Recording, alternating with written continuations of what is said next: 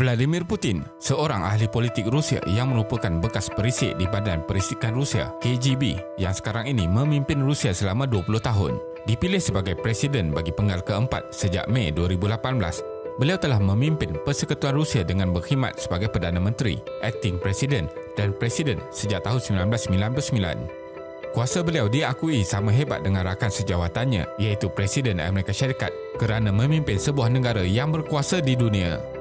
Putin juga dilihat sebagai seorang yang agresif dalam mengembangkan pengaruh Rusia dan polisi politik di mata dunia. Jadi, video kali ini kita akan melihat Rusia di bawah kepimpinan Vladimir Putin. Teruskan menonton.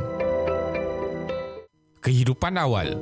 Ibunya bernama Maria, seorang pekerja kilang, manakala bapanya pernah berkhidmat untuk armada kapal selam Tentera Laut Soviet semasa Perang Dunia Kedua dan kemudiannya bekerja sebagai penyelia di kilang. Di dalam buku rasmi biografi beliau, Putin menyatakan bahawa beliau adalah dari golongan rakyat biasa dan beliau hidup secara rakyat normal untuk jangka masa yang lama dan sentiasa terikat dengan cara tersebut. Semasa di sekolah menengah, beliau mempelajari seni mempertahankan diri judo dan mempunyai tali pinggang hitam dalam judo.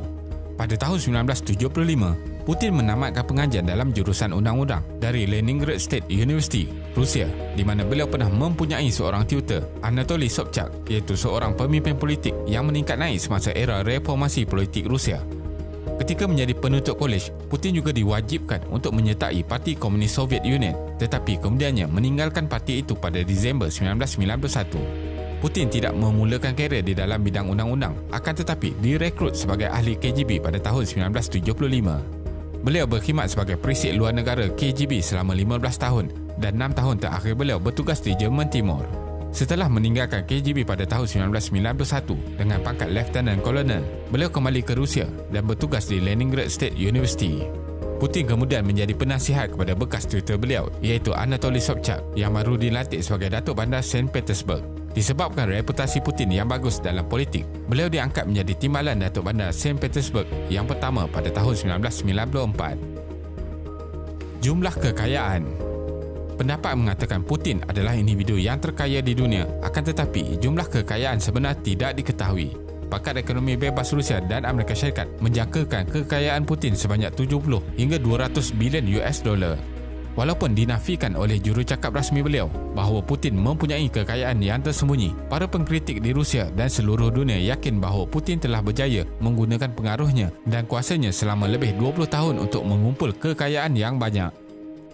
Dilantik sebagai Perdana Menteri pada tahun 1999. Selepas berpindah ke Moskow pada tahun 1996, Putin menyertai pejabat pentadbiran Presiden pertama Rusia, Boris Yeltsin. Dengan kemampuan yang ditunjukkan oleh Putin, Yeltsin kemudiannya memberikan jawatan pengarah Pejabat Keselamatan Persekutuan FSB iaitu Agensi Perisikan Rusia yang baru dan setiausaha di agensi berpengaruh Majlis Keselamatan Negara. Pada 9 Ogos 1999, Yeltsin melantik Putin sebagai Acting Prime Minister. Pada 16 Ogos, Perlembagaan Rusia bersetuju menjadikan Putin sebagai Perdana Menteri. Pada hari Presiden Yeltsin melantik Putin sebagai Perdana Menteri, beliau menyatakan keinginan untuk bertanding jawatan Presiden dalam pilihan raya pada tahun 2000. Walaupun pada awalnya belum cukup dikenali, Putin berjaya menjadi popular sebagai Perdana Menteri apabila beliau mengatur operasi ketenteraan dalam perang di Chechnya melawan golongan pemisah yang tidak diiktiraf Rusia pada Ogos 1999 sehingga April 2009. Putin sebagai Acting Presiden. Presiden Boris Yeltsin telah meletakkan jawatan secara tiba-tiba pada 31 Disember 1999 yang disyaki kerana rasuah. Seterusnya, Perlembagaan Rusia telah melantik Putin sebagai Acting Presiden. Kemudian pada hari yang sama, Putin dengan kuasa beliau telah mengarahkan Yeltsin dan keluarganya tidak dikenakan sebarang tuduhan. Pilihan raya seterusnya dijadualkan pada Jun 2000, akan tetapi diawalkan pada bulan Mac 2000. Pada awalnya, Putin ketinggalan di belakang pesaingnya. Namun, disebabkan pelibatan Putin dalam perang di Chechnya semasa menjadi Acting Presiden, beliau berjaya memenangi pilihan raya dengan 53% undi dan dilantik sebagai Presiden Rusia. Penggal pertama sebagai Presiden Rusia. Selepas majlis pelantikan pada 7 Mei tahun 2000, pentadbiran Putin menghadapi cabaran pertama apabila beliau dituduh tidak mengendalikan tragedi kes kemalangan kapal selam Kursk dengan baik. Beliau dikritik kerana tidak menamatkan percutian dan hanya melawat tempat kejadian 2 minggu selepas itu. Pada 23 Oktober 2002, seramai 50 orang pejuang bersenjata menahan 850 orang tebusan Dipercayai 170 individu mati di dalam serangan gas oleh pasukan khas bagi menamatkan krisis itu. Kurang seminggu selepas itu, Putin meningkatkan lagi kemarahan tentera Rusia di Chechnya sebagai respon untuk mengelakkan serangan puak tersebut di masa hadapan. Kekerasan polisi Putin dalam menangani isu Chechnya dilihat sebagai berkesan oleh rakyat Rusia. Walaupun Putin banyak menghapuskan pergerakan pemberontak Chechnya, namun Perang Chechen kedua masih belum berakhir kerana masih terdapat serangan yang berlaku.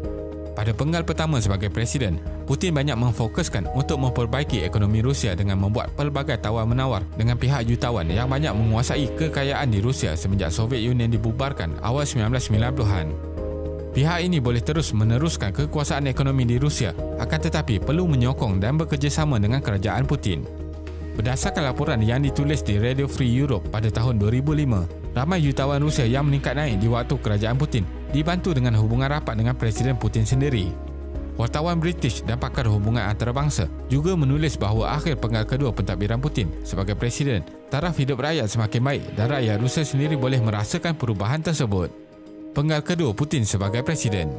Pada 14 Mac 2004, Putin dengan mudah memenangi pilihan raya Presiden dengan 71% undi.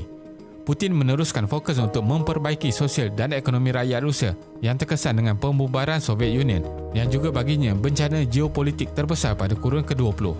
Pada tahun 2005, Putin melancarkan National Priority Projects untuk memperbaiki sektor kesihatan, pendidikan, perumahan dan pertanian di Rusia.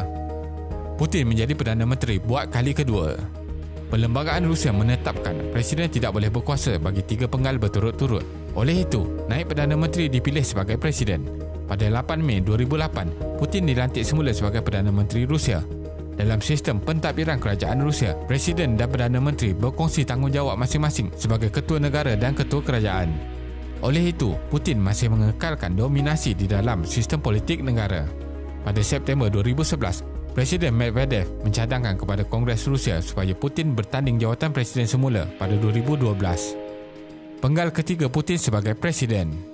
Pada Mac 2012, Putin memenangi jawatan Presiden buat kali ketiga dengan 64% undi.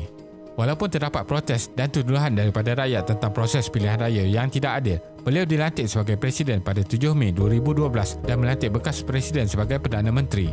Putin kemudiannya membuat perubahan dalam polisi domestik dan luar Rusia. Pada Disember 2012, Putin meluluskan undang-undang melarang pengambilan kanak-kanak Rusia sebagai anak angkat oleh rakyat Amerika. Undang-undang ini menerima kritikan antarabangsa terutamanya Amerika Syarikat. Pada tahun seterusnya, Putin memberi jaminan suaka kepada Edward Snowden yang merupakan individu dikenaki di Amerika Syarikat kerana membocorkan maklumat rahsia yang diperolehi beliau di website WikiLeaks. Presiden Obama membalas dengan membatalkan pertemuan dengan Putin yang dijadualkan pada Ogos 2013. Pada Disember 2017, Putin mengumumkan untuk meneruskan penggal sebagai Presiden selama 6 tahun dan bukannya 4 tahun seperti sebelumnya dan akan bertanding sebagai calon bebas di mana bermaksud tidak lagi bersama dengan Parti United Rusia. Di dalam ucapan tahunan Parlimen pada Mac 2018, Putin menyatakan bahawa tentera Rusia telah berjaya membina peluru berpandu nuklear jarak jauh. Pegawai tentera Amerika Syarikat yang tidak yakin dengan berita tersebut menyatakan dakwaan Putin adalah hanya untuk menegangkan lagi hubungan Rusia dengan Barat dan untuk meraih undi rakyat Rusia. Penggal keempat Putin sebagai Presiden. Pada 18 Mac 2018, Putin sekali lagi menang besar dalam pilihan raya dengan 76% undi. Walaupun mendapat tentangan dalam cara pentadbirannya pada penggal ketiga, pesaing beliau hanya memenangi 13% undi. Sejurus selepas kembali menjadi Presiden, Putin mengumumkan tidak akan bertanding semula pada tahun 2024 seperti yang digariskan dalam perlembagaan Rusia. Pada Januari 2020, Putin mengumumkan akan mengubah perlembagaan Rusia dan akan memansuhkan tempoh penggal Presiden yang membolehkan kuasa beliau sebagai Presiden tanpa sebarang had tempoh. Perubahan dalam perlembagaan ini diluluskan oleh Badan Persekutuan Rusia, akan tetapi Putin menyatakan akan membuat satu referendum mengenainya yang dikritik oleh sebagai pemerhati hanya aksi politik. Tidak menghairankan apabila keputusan yang diperolehi menunjukkan agenda Putin disetujui dan pihak pemakam menyatakan tiada badan bebas yang memantau proses tersebut. Kesimpulannya, 20 tahun kemudian, Rusia boleh dikatakan sudah mencapai kebuntuan dalam perkembangan domestik, politik dan ekonomi. Penyokong Putin sendiri berpendapat Rusia memerlukan perubahan politik, akan tetapi akan dibangkang keras oleh Putin. Putin dilihat mahu berkuasa untuk tempoh yang lama. Terima kasih kerana menonton dan jangan lupa subscribe. Jumpa lagi.